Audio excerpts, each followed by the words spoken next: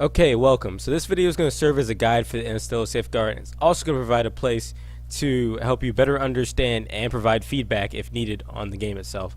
There's a lot that needs to be unpacked and talked about, so I'm just going to get right into what you see when you first open the game. So first there's the title card at the top of the screen that reads Interstellar Safeguard, and there's a door in the bottom left hand corner of the screen that if you tap, it prompts you asking whether you want to quit the game or not. And yes, we'll quit the game, but no, we'll just return you back to where you were previously. So the next thing we're going to focus on is the progress section. So this stores information for achievement's sake. If you care about your stats and stuff like that, this is going to be important for you. You can scroll through, you'll see there's 9 cards. If you haven't logged in or played the game yet, then it'll say no entries for all of them.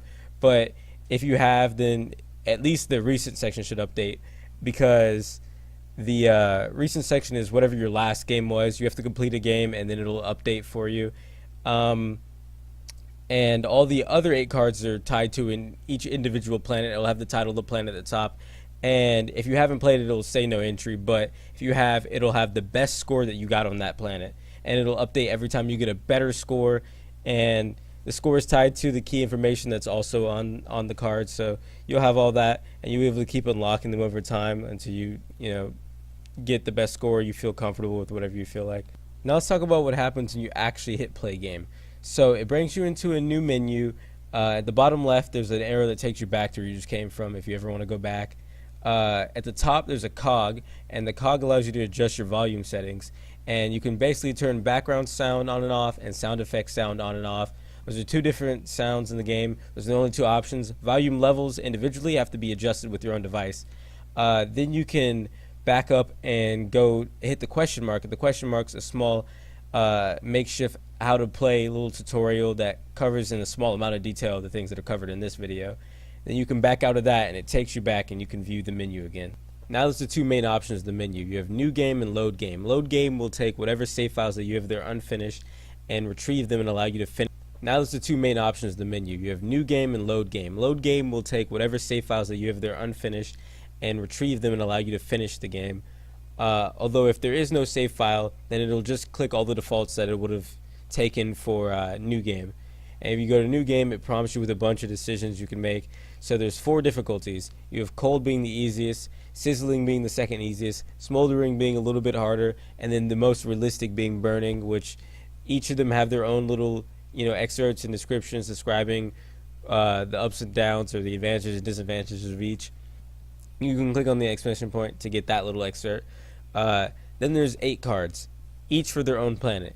So you can choose between 8 planets, although if you haven't played, then the only planet you have available is Earth, and once you complete that one, you get the next one, the next one, the next one, and so you keep collecting them, and then you have them all.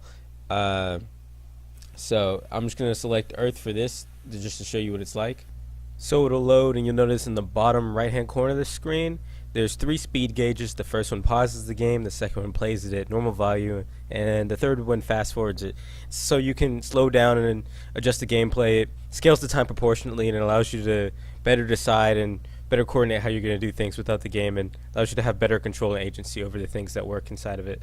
You'll also notice that when you click on each planet, it shows its population, its average global temperature, and the name of the planet.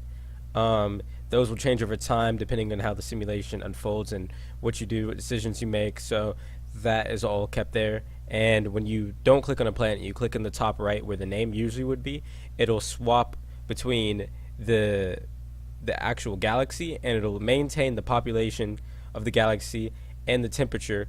But when you click on it again, it'll show the total alive people over your entire population, regardless of whether they're in the actual galaxy or not. But the temperature will remain the same, and then it'll swap to dead, which is the total amount of dead people, obviously. And those are just a couple of things that you can take into account from what's at the top of your screen. Then you'll notice there's a shop. The shop has 3 different windows, so you can initially open it up and it'll have the research and development section. You can buy things. The first 5 blocks are all research tabs, so you can understand the solar system, the atmosphere, dietary conditions, hospitable alternatives. And then there's the actual development on the rocket ships. So you build them. There's three stages. If you actually want to start making and sending out rocket ships, which is the only way to escape the solar system, you have to unlock all three of these. So these are in a way kind of mandatory to escaping the solar system. And the final one allows you to actually start sending them. The second to last one allows you to start adjusting the safety levels and start fine tuning them. First one is just a blueprint, a prototype. So that's important about the research and development section. Then there's the efficiency. The efficiency tab allows you to, just manage your tools, your math, refine your actual operations there, hire better staff, just better organize your facilities. And the last one's awareness. You can make books, you can make movies, you can make plays, television shows and stuff like that. So those are just three things that you can buy within the shop. So right next to the shop is the data tables, and once you select that, it opens up basically a panel, and on the left it has 6 different numerical calculations. So the first one is your total population. Then the believers are the total amount of people who agree with your cause, and that influences the amount of money that comes in.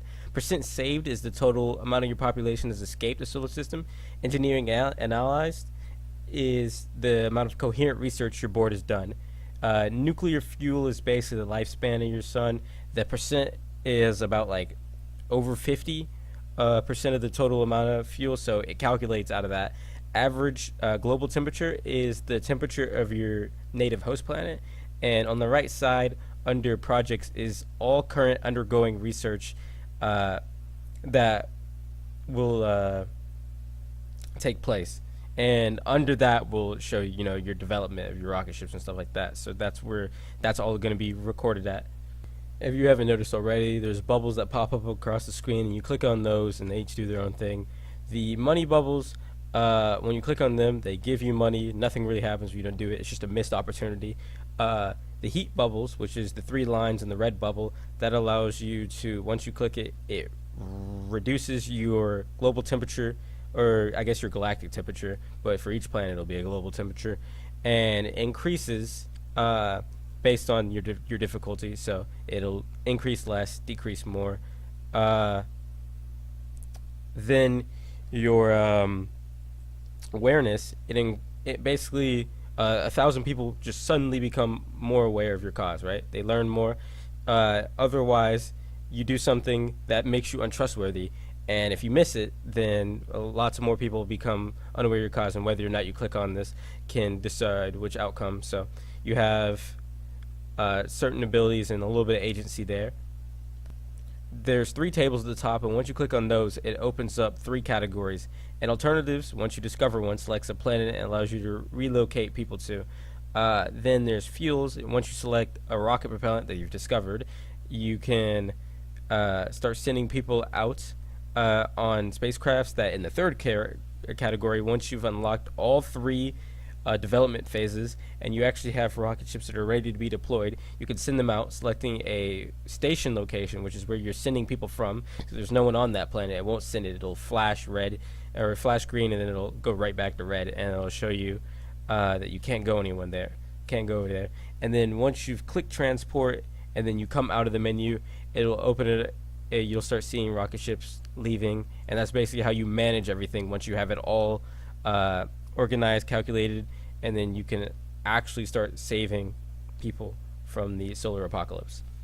Finally, whether everyone has escaped or everyone has died, the entire simulation ends. It decides which cutscene you will get, and then it plays a short little cutscene. When you click on the screen, the cutscene is skipped, and it brings you to an end of game like analysis.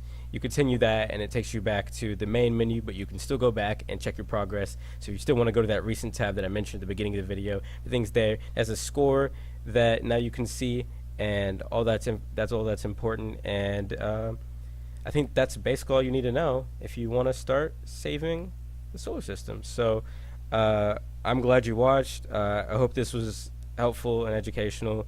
Thank you for watching. Please, if you have anything to say about the Interstellar Safeguard, please comment it in the comment section below. Thank you, and goodbye.